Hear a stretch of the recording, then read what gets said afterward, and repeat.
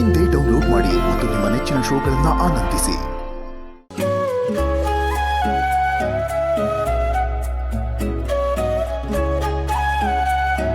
ನೋಡ್ತೀಯಾ, ಎಲ್ಲ ಮಲಗಿದ್ದಾರೆ. ಆದರೂ ಯಾರಾದರೂ ಎತ್ತಿದ್ರೆ ಅಂತ ಸುಮ್ಮನೆ ರಿಸ್ಕ್ ಯಾಕೆ ಅಂತ ಗಾಡಿ ಅಲ್ಲೇ ನಿಲ್ಲಿಸಿ ಬಂದಿರೋದು. ಕರೆಕ್ಟ್ ಮಗನೆ, ಆದರೂ ನಾವು ಅಂದ್ಕೊಂಡಿದ್ದೆಲ್ಲ ಆಗುತ್ತಾ? ಎಲ್ಲ ಆಗುತ್ತಪ್ಪ, ನಮಗೆ ಬೇರೆ ದಾರಿನೇ ಇಲ್ಲ. ನನಗೆ ನಿನಗೆ ಕಷ್ಟ ಆಗ್ಬೋದು, ಆದರೆ ಶ್ರಾವಣಿ ಮೇಡಮ್ಮು ನಂದಿನಿ ಅಮ್ಮರು ಮಾತಾಡ್ಬೇಕಂದ್ರೆ ಇಷ್ಟಾದರೂ ಕಷ್ಟಪಡಲೇಬೇಕಲ್ವಾ? ಕಷ್ಟ ಅಂತ ಯಾಕೋ ಹೇಳ್ತೀಯ ಮಗನೆ? ಇಷ್ಟಪಟ್ಟು ಮಾಡೋದನ್ನ ಕಷ್ಟ ಅನ್ಬಾರ್ದು. ತಾಯಿ ಮಗಳು ಒಂದಾಗ್ತಾ ಇದ್ರಲ್ಲ, ಅದಕ್ಕೋಸ್ಕರ ನಾವು ತಪಸ್ ಮಾಡಿದ್ರೂ ಪರವಾಗಿಲ್ಲ. ಆದರೆ ಬೆಳಗಾಗೋದ್ರೊಳಗೆ ನಂದಿನಿ ಅಮ್ಮರು ಹೊರಟ್ಬಿಡ್ತಾರಪ್ಪ, ಅದ್ರ ಬಗ್ಗೆ ಏನು ಚಿಂತೆ ಬೇಡ. ಅವ್ರನ್ನ ನಾಳೆ ಯಜಮಾನ ಮನೆಗೆ ಬೇರೆ ತಲುಪಿಸ್ಬೇಕಲ್ಲ, ಆ ವ್ಯವಸ್ಥೆ ಎಲ್ಲ ಮಾಡ್ಕೋಬೇಕು. ಸರಿ ಮಗನೆ. ಸರಿ, ನೀನು ಇಲ್ಲೇ ಇರು. ಮೊದಲು ನಾನು ಒಳಗೆ ಹೋಗ್ತೀನಿ, ಆಮೇಲೆ ನೀನು ಬಾ.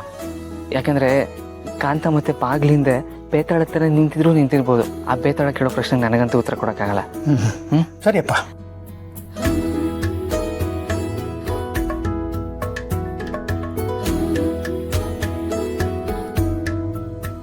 ಮೊದಲನೇ ಸಲ ನಂದಿನಿ ಅಮ್ಮವ್ರ ಮನೆಗೆ ಬರ್ತಿದ್ದಾರೆ.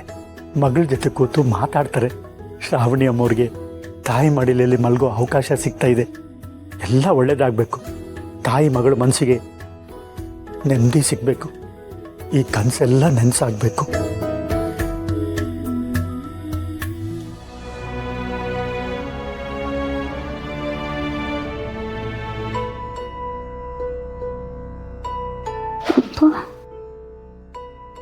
ಅಪ್ಪಂಗೆ ಒಳ್ಳೇದಾಗಬೇಕು. ಅಮ್ಮ ಅಪ್ಪನ ಜೊತೆ ಇರಬೇಕಾಗಿತ್ತು. ಅಪ್ಪಂಗೆ ಹಿಂಗಾಗ್ತಾ ಇರಲಿಲ್ಲ. ಅಮ್ಮ ಇದನ್ನೇ ದಯವೇಚ್ಚು ಅನ್ನೋದು. ತಾಯಿ ನೋಡೋಕ್ಕೆ ಮಗಳ ಮನಸ್ಸು ಎಷ್ಟು ಹಾತೊರಿತಾ ಇದೆ. ತಾಯಿ ಮಗಳು ಒಂದಾಗೋದಕ್ಕೆ ಇದಕ್ಕಿಂತ ಒಳ್ಳೆ ಸಮಯ ಬೇಕಾಗಿಲ್ಲ.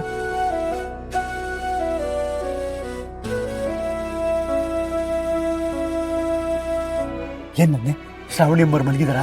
ಮಲಗಿದಾರಪ್ಪ, ಮನೇಲಿ ಎಲ್ಲರೂ ಮಲಗಿದ್ದಾರೆ ಅಂತ ಅನ್ಕೋತೀನಿ. ನಂದಿನಿ ಅಮ್ಮವ್ರು ಬರ್ತಾರಂತಾನೆ ವಿಶಾಲನ ಬೇರೆ ಕಡೆ ಮಲಗಿಸಿದ್ದೀನಿ. ಸರಿನಪ್ಪ. ನಂದಿನಿ ಅಮ್ಮರು ಒಂದು 5 ನಿಮಿಷ ಬಂದ್ಬಿಡ್ತಾರೆ. ಹೌದಾ? ಸರಿ ಆಯಿತು. ನಾನು ಒಳಗಡೆ ಹೋಗಿ ಎಲ್ಲ ವ್ಯವಸ್ಥೆ ಮಾಡ್ಕೋತೀನಿ. ನೀನು ನಂದಿನಿ ಅಮ್ಮರು ಬಂದ ತಕ್ಷಣ ಕರ್ಕೊಂಬಂದ್ಬಿಡು.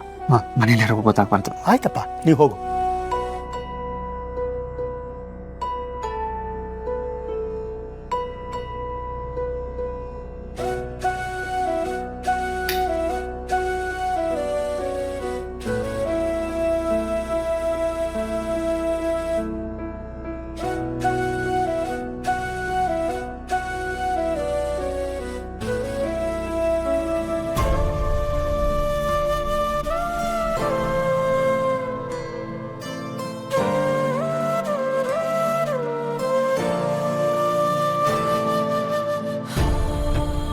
ಶ್ರಾವಣಿ, ಅಮ್ಮ